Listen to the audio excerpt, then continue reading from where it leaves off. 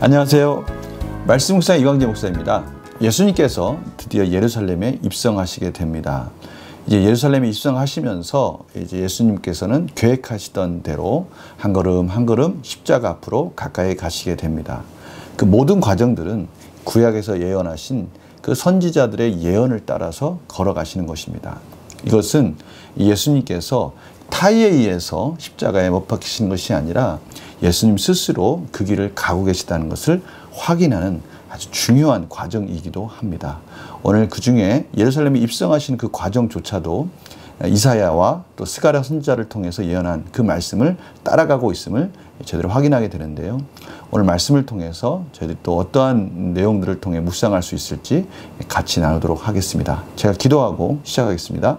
하나님 아버지 감사합니다. 오늘도 하나님께서 저희들에게 예수 그리스도의 행적을 또 따라가며 예수님의 본을 쫓아가는 저희들의 삶으로 인도하시기 위해서 또 말씀 앞에 저희들을 인도하신 줄 믿습니다.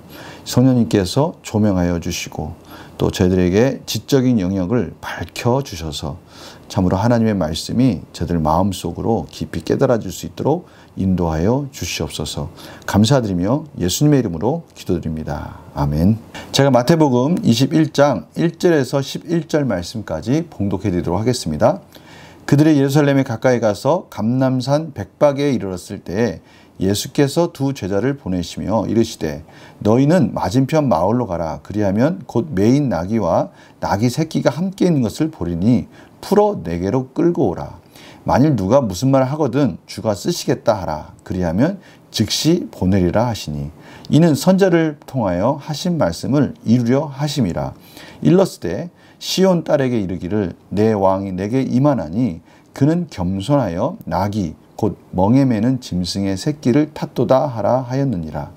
제자들이 가서 예수께서 명하신 대로 하여 나귀와 나귀 새끼를 끌고 와서 자기들의 겉옷을 그 위에 얹음에 예수께서 그 위에 타시니 무리의 대다수는 그들의 겉옷을 길에 펴고 다른 이들은 나뭇가지를 베어 길에 펴고 앞에서 가고 뒤에서 따르는 무리가 소리 높여 이르되 호산나 다윗의 자손이요 찬송하리로다.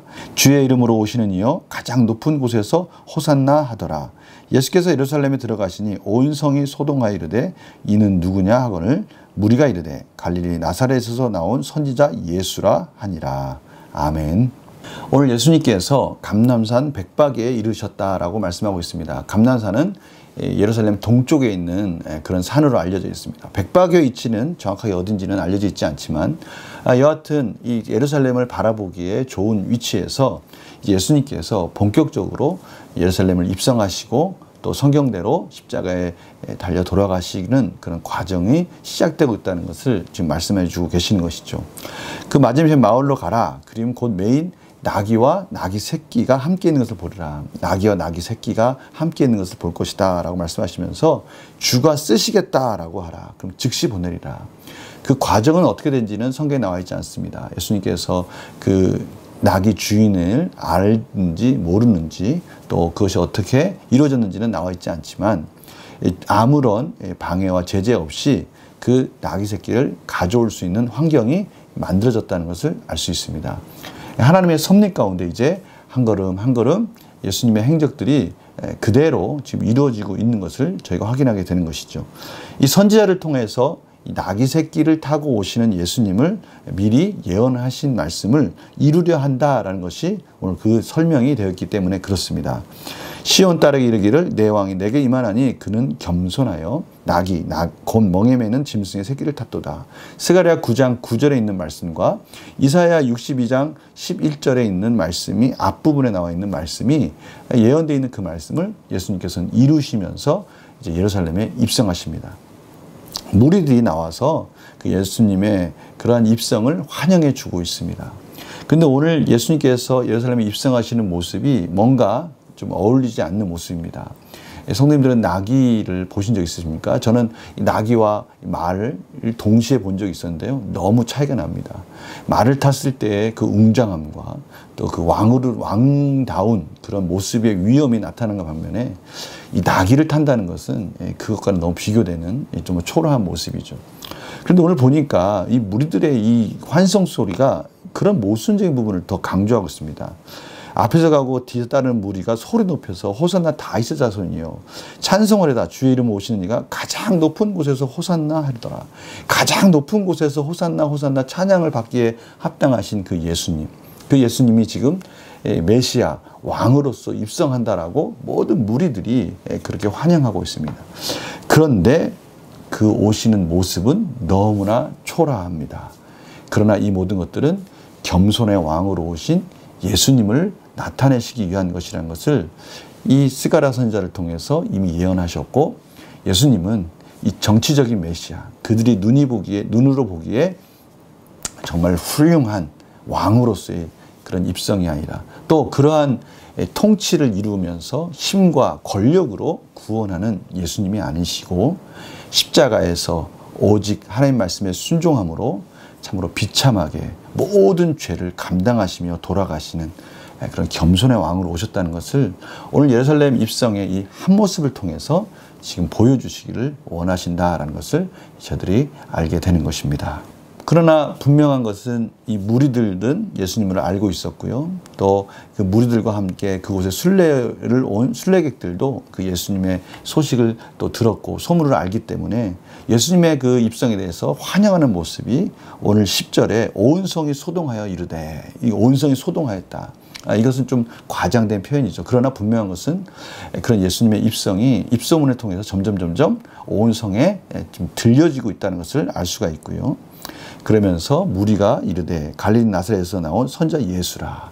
예수님을 알아보는 자들이 그 예수님과 함께 예루살렘에 입성한 무리들 중에 그것을 알고 있는 사람들이 이제 점점 예수님의 소문을 퍼뜨리고 있는 것을 알 수가 있습니다. 그러나 저희들이 오늘 말씀을 보면서 좀 씁쓸한 부분이 있습니다.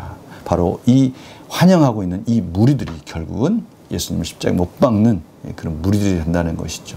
그러나 예수님은 그 모든 것을 다 알고 계셨기 때문에 무리들이 예수님을 왕으로 세우려고 하는 그 순간에도, 또 무리들이 예수님을 높이려고 하는 그 순간에도 항상 피해 계셨습니다.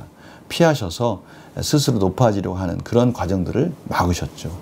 제자들이 또 우쭐할 때도 막으셨습니다. 오늘도 사실 무리들이 이렇게 환영하는 모습 속에서 예수님의 반응은 없습니다. 예수님은 묵묵히 겸손의 왕으로 하나님 말씀에 순종하는 걸음을 한 걸음 한 걸음 내디딜 뿐인 것이죠. 다만 흔들리고 있는 것은 무리들 뿐이다라는 것을 저희들이 또 깨닫게 되는 것이죠. 문제를 한번 풀어볼까요? 마태는 왜 선지자의 예언을 인용해 예수의 예루살렘 입성을 기록합니까? 예수님께서 선지자의 예언에 따라서 입성하신다라는 것을 통해서 예수님은 자의적인 그런 자유로운 선택에 의해서 그 길을 가고 계시지만, 그 자유로운 그 선택의 길 속에는 또 하나님의 계획하심을 온전히 순종하는 모습이 있었던 것이고요. 결코 예수님의 십자가 사역은 타의적인, 예수님 무슨 죄를 지었든 아니면 어떤 신성 모독에 정말 무리들의 선동에 의해서 강제적으로 십자가에서 죽으시는 것이 아니다라는 것을 확인해 주고 있는 것입니다. 느낀 점 볼까요? 나귀 새끼를 타시고 예루살렘에 입성하시는 예수님을 보면 무엇을 느낍니까? 바로 이 부분입니다. 나귀 새끼를 타는 이 하나의 부분을 보면 저는 예수님께서 정말 무리들이나 세상의 어떤 평가에 치중하지 않으시고 온전히 겸손하게 하나님이 말씀하신 대로 순종하는 모습을 저희들이 보게 됩니다. 참 힘든 그런 과정인 것은 분명합니다.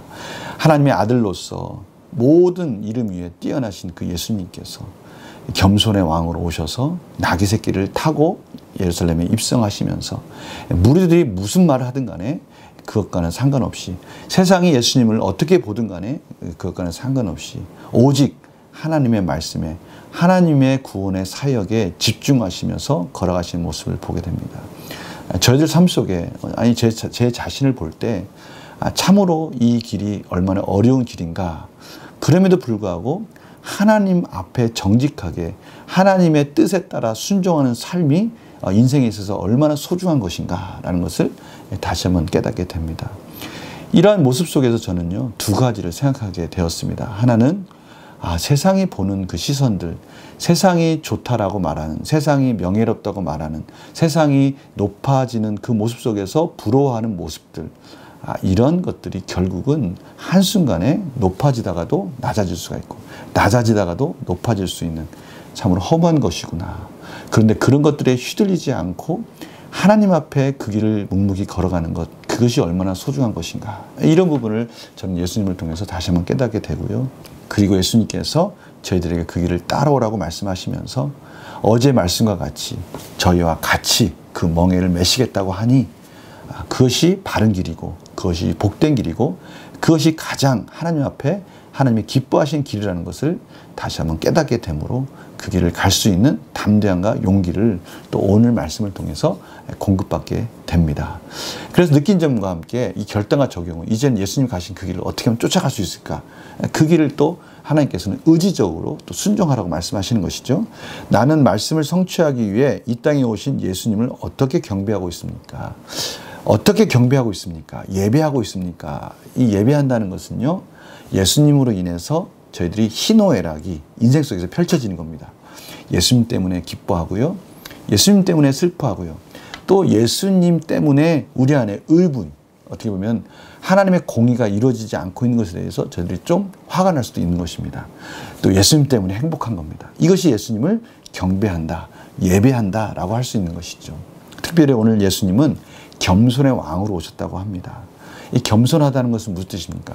나보다 남을 더 높여드리는 것, 나보다 남을 더 낮게 여겨주는 것이 또 우리 겸손의 모습 아닙니까? 물론 비굴하거나 일부러 막 낮추는 그런 삶이 아니라 진리가 아닌 범위 내에서 다른 사람의 의견을 존중해주고 화평케 하는 자의 삶을 사는 것을 말하는 것이죠. 내 이기적인 욕심을 내려놓는 것입니다. 그러면 왜 우리가 또 이러한 겸손의 삶을 살아야 합니까? 라고 누군가가 질문을 할 때 그것이 바로 하나님이 기뻐하시는 삶이고 예수님이 가셨던 삶이기 때문에 그렇죠. 그러한 삶을 통해서 하나님이 원하시는 하나님의 구원과 하나님의 영혼 구원과 또 하나님이 원하시는 나라가 이루어지기 때문에 그렇습니다. 그럼 또 한 단계 들어가서 그러한 삶을 통해서 하나님이 기뻐하시기 때문에 그렇습니다. 하나님이 기뻐하신다라는 것은요, 그 기쁨 속에는 저희들의 기쁨이 들어가 있는 것입니다. 하나님만 기뻐하는 것이 절대 아닌 것입니다. 하나님은요, 하나님이 기뻐하시고 하나님이 행복하신다, 그 의미 속에는 저희들이 같이 기뻐하고 같이 행복해지는 것을 말씀하시는 것이죠. 그것이 또 이 세상에 사는 하나님이 기뻐하시는 가장 바른 의로운 삶, 질서 있는 삶이기 때문에 그 겸손이 세상 사람들이 볼 때는 때로는 왜 저렇게 살까랄 정도로 저희들이 좀 바보같이 볼 수도 있어요.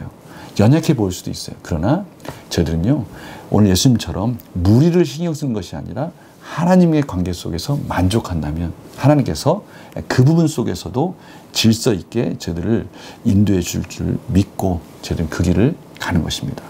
제가요, 이 신앙생활을 하다 보면요, 참으로 저분은 왜 저렇게 좀 제가 생각할 때도 너무나 겸손하게 사는 건 좋은데 좀 답답할 때도 있다라고 그렇게 여길 때도 있었어요. 그런데요, 하나님이 다 알아서 해주시더라고요. 하나님의 뜻에 순종하면서 겸손하게 살려고 할 때 하나님께서 나머지 것들은 다 또 책임져 주시는 것을 보게 됩니다. 저희들이 그 놀라운 기적의 승리에 겸손의 왕을 따라가는 그런 삶이 되었으면 합니다. 오늘 예수님께서 그 부분을 저희들에게 도전을 주고 계십니다. 오늘 말씀을 통해서 저희들이 겸손한 삶을 지향하고요, 그 겸손한 삶 속에서 내 자신의 욕심과 또 내 자신의 이기적인 마음을 내려놓을 때 과연 어떠한 기적들이 일어나는지를 경험하는 복된 삶이 되시기를 간절히 축원합니다. 제가 기도하고 마치겠습니다. 하나님 아버지 감사합니다. 오늘 겸손의 왕을 쫓아가며 겸손의 왕이신 예수님을 닮아가는 삶을 같이 고민해 봤습니다. 오늘 이 삶을 통해서 저희들이 살아가게 해주시며 삶의 열매를 통해서 하나님께 영광이 되게 하여 주시옵소서. 감사드리며 예수님의 이름으로 기도드렸습니다. 아멘. 오늘 하루 겸손의 왕을 쫓아가는 이 복된 특권을 누리시면서 하나님께 영광 돌리는 복된 삶이 되시기를 간절히 축원합니다. 내일 또 뵙겠습니다. 안녕히 계세요.